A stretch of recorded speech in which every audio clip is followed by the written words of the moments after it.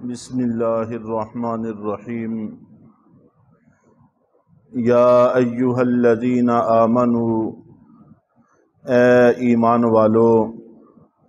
انفقوا مما رزقناکم کہ اس رزق میں سے جو ہم نے تم کو دیا ہے خرچ کرو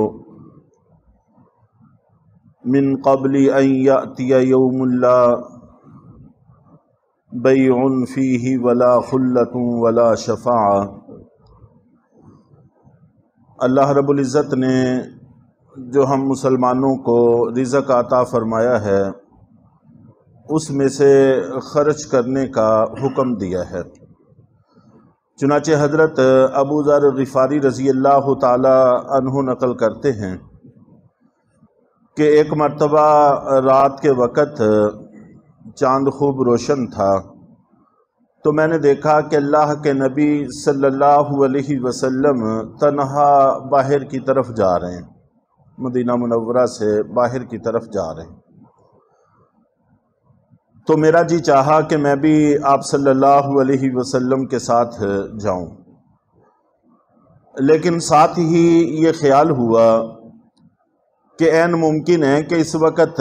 آپ صلی اللہ علیہ وسلم کو تنہا جانا مقصود ہو اور میرے ساتھ جانے سے آپ کو گرانی نہ ہو، اس لیے میں آپ سے ذرا پیچھے ہٹ کر ایسی جگہ میں چلنے لگا جہاں چاند کی روشنی نہیں پڑ رہی تھی، درختوں وغیرہ کے سائے میں چلنا شروع ہو گیا۔ تو اللہ کے رسول صلی اللہ علیہ وسلم نے آہٹ پا کر، اس طرح کا شور شرابہ فضاؤں میں نہیں ہوا کرتا تھا جس طرح کا آج کل ہے، سناٹا ہوتا تھا، خاموشی ہوتی تھی، اس لیے آہٹ محسوس ہو جاتی تھی۔ تو سرکار دو عالم صلی اللہ علیہ وسلم نے آہٹ محسوس کر کے مجھے فرمایا کہ کون ہو؟ میں نے عرض کیا کہ اے اللہ کے رسول ابو ذر ہوں۔ آپ نے فرمایا کہ اے ابو ذر میرے قریب آ جاؤ۔ چنانچہ میں اللہ کے نبی صلی اللہ علیہ وسلم کے پاس ہو گیا، کچھ دیر خاموشی سے چلتے رہے، پھر اس کے بعد آپ نے ارشاد فرمایا کہ اے ابو ذر، قیامت والے دن وہ لوگ جن کو زیادہ رزق عطا ہوا ہے وہ بہت کم ثواب والے ہوں گے۔ اور اس کے بعد آپ صلی اللہ علیہ وسلم نے ارشاد فرمایا کہ ہاں البتہ اگر وہ اپنے آگے پیچھے دائیں بائیں خوب خرچ کرنے والے ہوں، خیر کے کاموں میں خوب دل کھول کر خرچ کریں تو پھر یہ لوگ بھی زیادہ ثواب والے ہوں گے۔ اس کے بعد آگے بھی لمبی حدیث ہے کہ اللہ کے نبی صلی اللہ علیہ وسلم نے ان کو پھر ایک جگہ کھلے میدان میں بٹھا دیا، پھر آپ تنہا کافی دور تشریف لے گئے یہاں تک کہ ان کو نظر آنا بند ہو گئے۔ تو آپ صلی اللہ علیہ وسلم اکثر جایا کرتے تھے، بسا اوقات جنات کو تبلیغ کرنے کے لیے، بسا اوقات جبریل علیہ السلام سے خصوصی ملاقات کے لیے۔ تو یہاں پر حضرت جبریل سے ملاقات کا بھی تذکرہ ہے، لیکن وہ حصہ ہمارے اس مضمون سے متعلق نہیں ہے۔ تو مقصد یہ ہے کہ جو رزق اللہ نے ہم کو دیا ہے وہ اللہ کے راستے میں خرچ کریں تو اس سے فائدہ ہوگا۔ اللہ بہتر جانتے ہیں اور اللہ کے رسول بہتر جانتے ہیں، جو وہ ارشاد فرماتے ہیں اسی کے اندر خیر ہوتی ہے، ہمیں سمجھ میں آئے چاہے نہ آئے۔ چنانچہ آگے ارشاد فرمایا کہ ان یأتی یوم لا بیع فیہ ولا خلۃ ولا شفاعہ، کہ رزق کو خرچ کر لو قبل اس کے کہ وہ دن آ جائے جس دن میں نہ کوئی خرید و فروخت ہوگی، سودا بازی ہوگی، اور نہ دوستی کام آئے گی اور نہ ہی کوئی سفارش ہوگی۔ چنانچہ قرآن پاک میں ہے کہ قیامت والے دن ایک انسان کو اگر فرض کریں، ویسے تو وہاں پر ایسا نہیں ہوگا، لیکن فرض کریں ایک انسان کو یہ پوری زمین سونے سے بھر کر مل جائے، سونا بڑی قیمتی چیز ہے، تو سونے سے بھر کر مل جائے اور اتنی ہی زمین سونے سے بھری ہوئی اور بھی ہو، مشرق سے مغرب، شمال سے جنوب، زمین سے آسمان، سونا ہی سونا ہے، اور پھر اس کو یہ کہا جائے کہ یہ سارا سونا دے دو اور تھوڑا سا ایمان لے لو تو یہ بڑی خوشی سے راضی ہو جائے گا، لیکن وہاں پر کوئی سودا بازی نہیں ہوگی، کوئی خرید و فروخت نہیں ہوگی۔ اتنا کچھ اگر بالفرض کسی کو مل بھی جائے تب بھی اس کے بدلے میں ایمان کی کوئی توقع نہیں ہے، کوئی امکان نہیں ہے جو اللہ رب العزت نے ہمیں عطا فرمایا۔ اور اسی طرح دوسری جگہ پر ارشاد فرمایا کہ آدمی جو جہنم میں جائے گا، اگر اس سے کہا جائے کہ تمہاری جگہ پر تمہاری والدہ کو، تمہارے والد کو، تمہاری اولاد کو، تمہاری بہنوں کو، بھائیوں کو، رشتہ داروں کو، تمہارے پورے خاندان کو، قبیلے کو، یہاں تک کہ زمین پر بسنے والی ساری انسانیت کو جہنم میں ڈال دیا جائے اور تمہیں نکال لیا جائے، تو یہ بڑی خوشی سے تیار ہو جائے گا اور کہے گا کہ سب کو ڈال دو، مجھے بہرحال نکال لو۔ لیکن وہاں پر ایسا نہیں ہوگا۔ فرض کریں ایک آدمی کو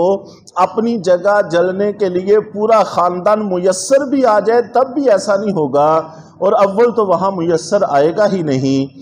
تو ولا بیع فیہ، کہ جہاں پر کوئی سودا بازی نہیں ہوگی، وہ دن آنے سے پہلے پہلے اللہ کے راستے میں خرچ کر لو۔ ولا خلۃ، اور وہاں پر کوئی دوستی بھی نہیں ہوگی۔ ہاں البتہ ایمان والوں کی، پرہیزگاروں کی دوستیاں وہاں پر بھی برقرار رہیں گی اور مفید بھی ثابت ہوں گی۔ چنانچہ الاخلاء یومئذ بعضهم عدو، کہ سارے کے سارے دوست اس دن دشمن ہوں گے، الا المتقین، سوائے پرہیزگار اور متقی لوگوں کے، کہ یہ پھر بھی دوست رہیں گے، یہ ایک دوسرے کے دشمن نہیں ہوں گے۔ چنانچہ دنیا میں رہتے ہوئے ہمیں کوشش کرنی چاہیے کہ صلحاء کے ساتھ ہمارا کسی نہ کسی درجے میں میل ملاپ رہے۔ چنانچہ حدیث مبارکہ ہے بخاری شریف میں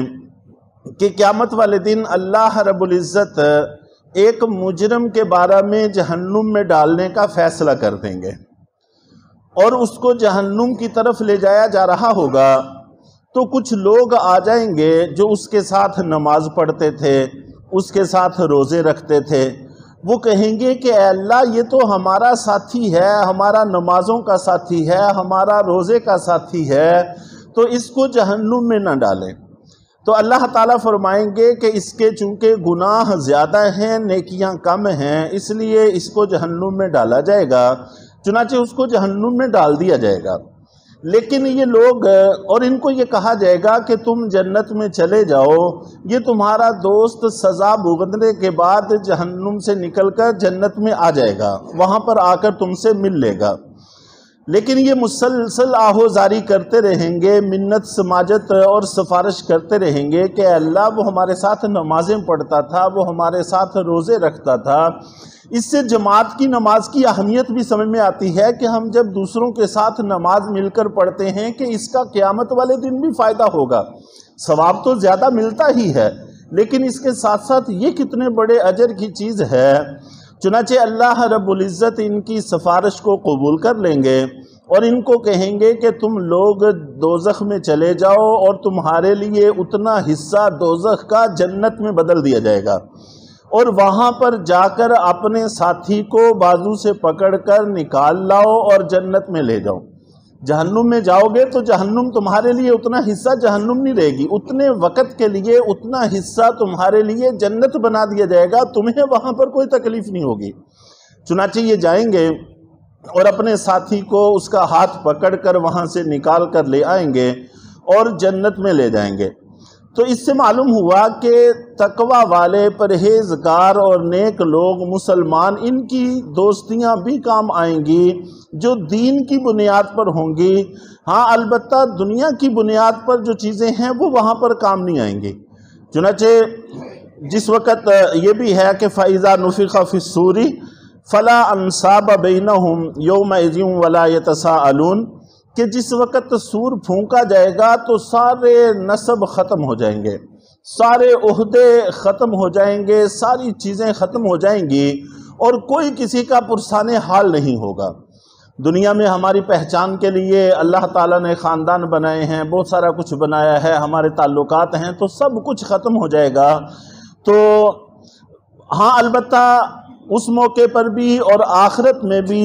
دین کی بنیاد پر بنائے گئے تعلقات وہ اس کے لیے مفید ثابت ہوں گے۔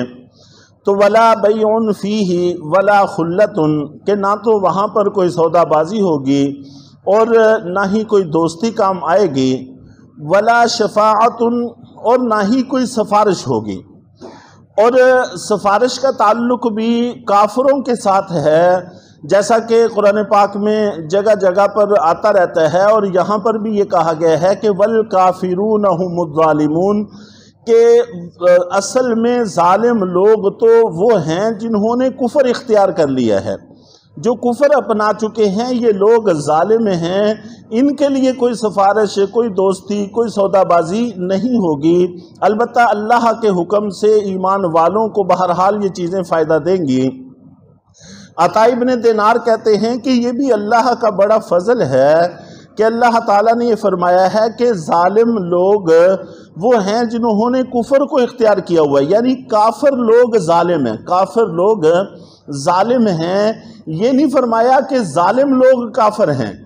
اگر خدا نہ خواستہ یہ کہہ دیا جاتا کہ جو ظالم ہیں وہ کافر ہیں، تو ہمیں اپنے حالات کا جائزہ لینا چاہیے کہ ہم کتنے ہی معاملات میں ظلم کرتے ہیں، اللہ کے معاملے میں بھی، اور اسی طرح معاشرے اور خاندان اور عزیز و اقارب کے معاملے میں بھی کتنا بڑا ظلم کرتے ہیں۔ تو اگر یہ کہہ دیا جاتا کہ ظالم لوگ کافر ہیں تو بڑی پریشانی بن جاتی، مصیبت ہو جاتی۔ یہاں پر یہ کہا گیا ہے کہ کافر لوگ ظالم ہیں۔ تو بہرحال کافروں کو تو کسی اعتبار سے کوئی فائدہ نہیں ہوگا، البتہ ایمان والوں کو فائدہ ہوگا، اور خاص طور پر وہ تعلقات جو دینی بنیاد پر ہوں۔ اس لیے ہمارے کچھ نہ کچھ تعلقات دینی بنیاد پر ہونے چاہیے، اور دنیا میں اللہ رب العزت نے جہاں تک ہمیں توفیق بخشی ہے تو کچھ نہ کچھ اللہ کے راستے میں خرچ کرتے رہنا چاہیے۔ اللہ تعالی ہم سب کو عمل کی توفیق عطا فرمائے۔